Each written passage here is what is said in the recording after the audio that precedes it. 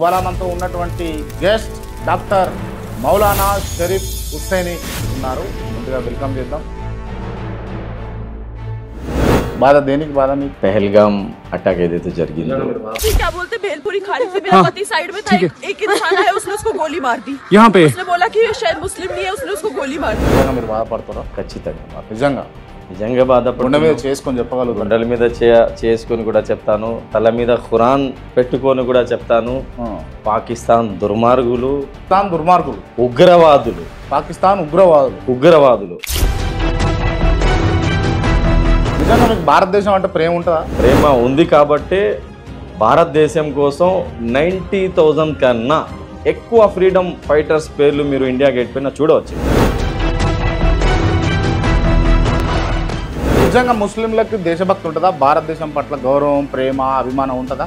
ఒకవేళ దేశభక్తి మాకు లేకపోతే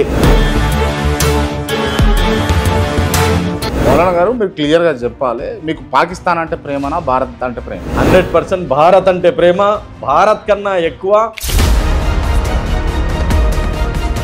భారత్ మాతాకి జై అని అనగలుగుతారా మీరు? అంటే భారత్ని మేము పూజిస్తున్నాము ఆ నియతో భారత్ మాతాకి జై మేము చెప్పము. భారత్ మాతాకి జై అని మీరు దేనికన్నారు ఇప్పుడు నేను అనమంటే? ప్రేమతో భారత్ మాతాకి జై చెప్పవచ్చు. అంటే ప్రేమ ఉన్నదని నిరూపించుకోవడం కోసం భారత్ మాతాకి జై అన్నాడు. ఖురాన్ పైన ప్రమాణం చేసి నేను చెప్తున్నాను.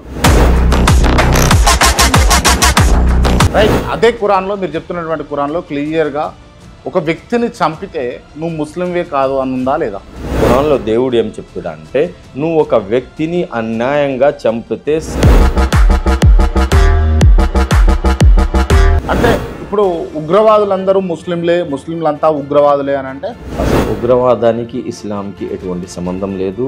ఒకవేళ ఎవరైనా ఉగ్రవాదిలాగా తయారైతే వాడికి ఇస్లాంకి ఎటువంటి సంబంధం ఉండదండి.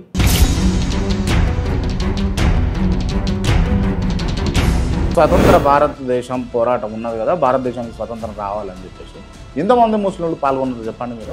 అప్పుడు ఆ కాలంలో హిందూ సోదరుల కన్నా ఎక్కువ ముస్లిం సోదరులు పాల్గొన్నారు. దీంట్లో ఎటువంటి డౌట్ లేదు. మీరు కావాలంటే ఢిల్లీ ఒకసారి వెళ్ళి ఇండియా గేట్ పైన ఒకసారి పేర్లు చూసుకోండి. 90,000 కన్నా ఎక్కువ ఫ్రీడమ్ ఫైటర్స్ దాంట్లో ముస్లిమ్స్ ఉన్నారండి. ఓకే, మీరు మాట్లాడుతూ ఇప్పుడు జిహాదీ అని అన్నారు. రైట్. జిహాద్ అంటే ఏంటిది? జిహాద్ అంటే అరబీ గ్రామర్ ప్రకారంగా జిహాద్ అంటే 8 సంవత్సరాల పాపకి సంజిరామ్ అనే ఒక పూజారి, ఆ పూజారి ఎవరైతే ఉన్నాడో వాడు శైతాన్, ఒక టెర్రరిస్ట్, ఒక దొంగ, ఒక రేపిస్ట్. 8 సంవత్సరాల అమ్మాయికి ఆ మందిరంలో తీసుకెళ్లి ఆ 5 రోజుల వరకు ఆ అమ్మాయికి రేప్ చేసి, వీళ్ళకి మేమేమనాలండి? ఏ ఉగ్రవాదులు? ఎక్కడ దాడి జరిగినా కూడా, ఎక్కడ ఉగ్రవాద దాడి జరిగినా కూడా ముస్లింల పాత్ర ఉందా లేదా? ఇప్పుడు పహల్గామాలో కూడా చూసుకున్నా కూడా ఎట్లా వస్తారంటే 5-6 కిలోమీటర్లు రావాలి, వెపన్స్ తీసుకొని రావాలి. అక్కడ ఉన్నటువంటి స్థానికంగా ఉన్నటువంటి భారతీయ ముస్లింలు సపోర్ట్ తోటి వచ్చారా లేదా? స్థానిక ముస్లింలు కాపాడారని అక్కడి నుంచి వచ్చిన వాళ్ళు చెప్తున్నారండి. ఒకరిద్దరు కాపాడారు కాదని, ఒకరిద్దరు కాదండి, ఆ 2,000 మంది కాపాడారు. అక్కడ ముస్లింసే కాపాడింది. సపోర్ట్ చేసింది ఎవరు? సపోర్ట్ చేసిన ఎవరన్నా వాళ్ళకి కాల్చండి. ముస్లింలైనా ముస్లింస్ అయినా కాల్చండి అండి. ముస్లింలైనా వాళ్ళు ముస్లింసే కాదండి. మీరు అంటే ఈ ఇంటర్వ్యూ ద్వారా ఏం చెప్పదలుచుకున్నారు అసలు? ఏ ఉగ్రవాది అయినా భారతదేశంలో పాకిస్తాన్కు మద్దతు ఇస్తుంటే వాళ్ళకి పట్టుకొని రాండి, మా చేతులతో మేము కాల్ చేస్తామండి.